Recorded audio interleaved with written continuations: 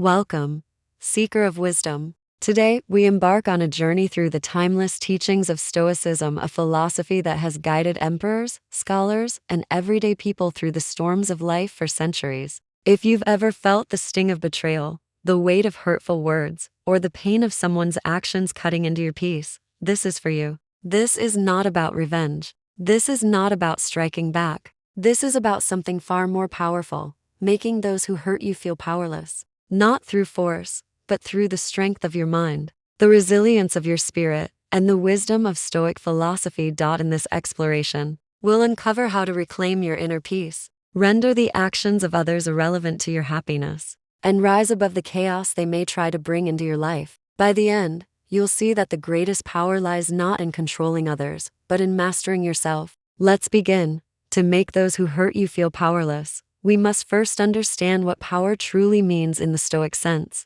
The Stoics philosophers like Marcus Aurelius, Epictetus, and Seneca taught that true power is not external. It's not about wealth, status, or control over others. True power lies within your mind, in your ability to choose how you respond to the world around you. Epictetus, a former slave-turned-philosopher, once said, "You have power over your mind, not outside events." Realize this, and you will find strength. Let that sink in. The actions of others, no matter how cruel or unjust, are outside events. They are not within your control, but your thoughts, your emotions, your reactions, these are yours to command. When someone hurts you, whether through words, betrayal, or actions, their intention is often to provoke a reaction to make you feel small, angry, or powerless. But here's the Stoic secret. They only succeed if you allow them to. By mastering your mind, you strip them of their influence. You make their efforts futile. You render them powerless, not by diminishing them, but by elevating yourself above their reach. So, how do we begin? The first step is to embrace the Stoic principle of the dichotomy of control. This principle is simple yet profound. Focus only on what is within your control and let go of what is not. You cannot control what someone says or does to you. You cannot control their intentions or their malice. But you can control how you interpret their actions, how you feel about them, and how you choose to move forward. Let's practice this right now. Think of someone who has hurt you recently. Picture their words or actions. Now pause. Ask yourself, is their behavior within my control? The answer is no. Now ask, is my response to their behavior within my control? The answer is yes. This is where your power lies. By focusing on your response, you begin to take back the reins of your life. This mindset shift is not easy. It requires practice, discipline, and patience. But it's the foundation of Stoic resilience. When you stop giving others the power to dictate your emotions, you start to see their actions for what they are: temporary, fleeting events that have no lasting hold over you unless you let them. Now that we've established the Stoic mindset, let's dive into one of the most powerful tools in the Stoic arsenal: detachment. Detachment doesn't mean becoming cold or unfeeling. It means learning to separate your sense of self-worth from the opinions and actions of others. Marcus Aurelius, the Roman emperor and Stoic philosopher, wrote in his Meditations, "You have power over your mind, not outside events. Realize this, and you will find strength." He also said, if you are distressed by anything external, the pain is not due to the thing itself, but to your estimate of it. And this you have the power to revoke at any moment. These words are a reminder that the hurt caused by others is not inherent in their actions but in how you choose to perceive them. Imagine someone insults you. They call you a failure, question your worth, or mock your efforts. In that moment, your instinct might be to feel anger, shame, or self-doubt. But the Stoics teach us to pause and examine the situation objectively. Ask yourself, is this person's opinion of me a fact? No, it's not. It's merely their perspective, shaped by their own biases, insecurities, or ignorance. Their words have no power to define you unless you grant them that power. Here's a practical exercise to cultivate detachment. The next time someone hurts you, try this Stoic technique called premeditatio malorum, or the premeditation of evils. This involves mentally preparing for challenges before they arise. Each morning, take a moment to imagine potential difficulties you might face: someone cutting you off in traffic, a colleague speaking ill of you, or a friend betraying your trust. Visualize these scenarios and rehearse your response. Tell yourself, if this happens, I will remain calm. I will focus on what I can control: my thoughts, my actions, my peace. By preparing your mind in advance, you weaken the emotional impact of hurtful actions. You train yourself to see them as predictable, manageable events rather than personal attacks.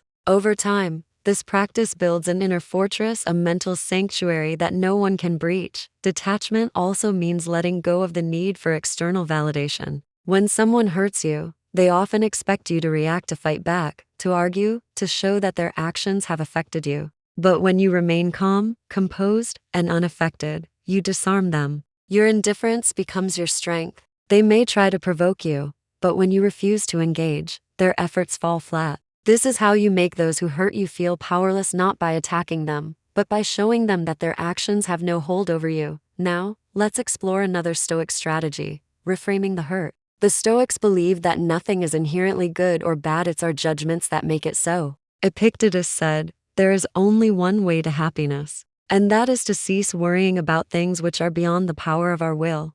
When someone hurts you, it's natural to label their actions as bad or wrong. But what if you could reframe their actions in a way that empowers you? Consider someone who spreads rumors about you. Your first instinct might be to feel betrayed or angry. But a Stoic would ask, how can I use this situation to grow? Perhaps this betrayal teaches you to choose your confidence more wisely. Perhaps it strengthens your resolve to live authentically, regardless of others' opinions. By reframing the hurt as an opportunity for growth, you transform a negative experience into a source of wisdom. From this, how can this make me stronger? Maybe their criticism reveals an area where you can improve. Maybe their betrayal shows you the importance of setting boundaries. By shifting your perspective, you take away their power to harm you and turn their actions into fuel for your personal growth. Reframing also involves practicing gratitude, even in the face of adversity. Seneca, another great Stoic philosopher, wrote, "There is no person so severely punished as those who subject themselves to the whip of their own remorse."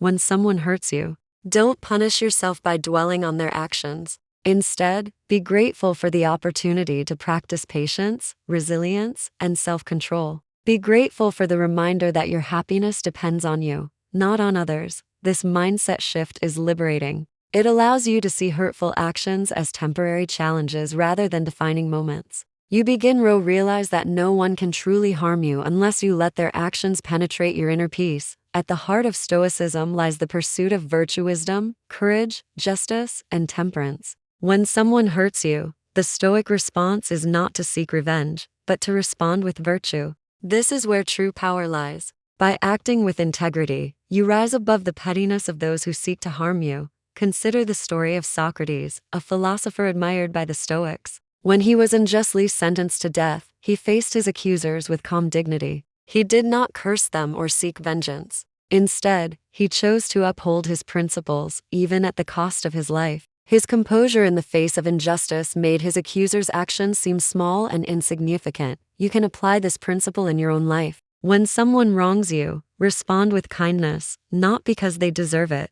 but because you do. By acting virtuously, you maintain your integrity and demonstrate that their actions cannot sway you from your path. Let's take a practical example. Imagine a coworker who undermines you in a meeting. Instead of retaliating, respond with professionalism and competence. Do your work with excellence, treat them with respect, and let your actions speak for themselves. Over time, their attempts to diminish you will pale in comparison to your unwavering commitment to virtue. This approach is not about being passive. It's about being proactive in living a life of purpose and principle. When you focus on being the best version of yourself, the actions of others lose their power to disrupt your peace. Virtue also means forgiving those who hurt you, not for their sake, but for yours.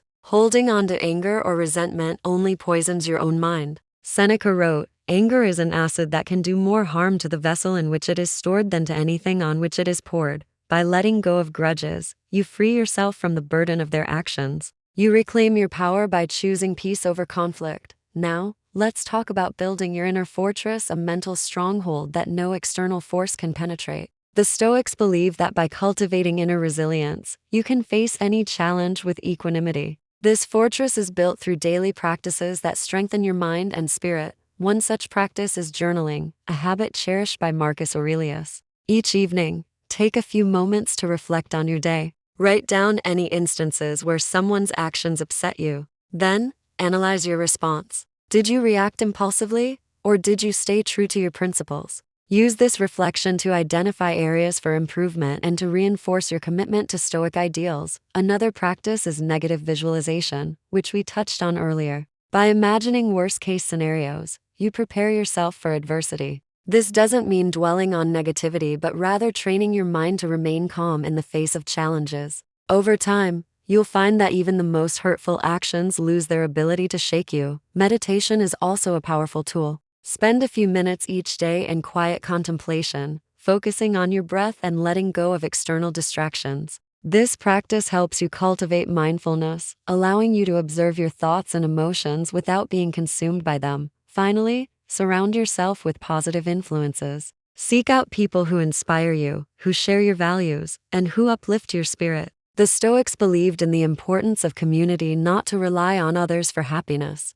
but to learn from those who embody wisdom and virtue. Building this inner fortress takes time, but with each step, you become less vulnerable to the actions of others. You create a space within yourself where no one can trespass, a place of peace, strength, and resilience. As we near the end of our journey, let's reflect on the ultimate Stoic principle: living with purpose. When you live in alignment with your values, the actions of others become irrelevant. Their attempts to hurt you fade into the background because you are focused on a higher goal, becoming the best version of yourself. Ask yourself, what is my purpose? What kind of person do I want to be? For the Stoics, the answer was clear: a person of virtue, wisdom, and compassion. When you dedicate yourself to this path, the slights and injuries of others lose their sting. You become untouchable, not because you are impervious to pain, but because you have chosen to rise above it. Think of those who have hurt you. Their actions may have caused pain, but they cannot stop you from living a meaningful life. By focusing on your purpose,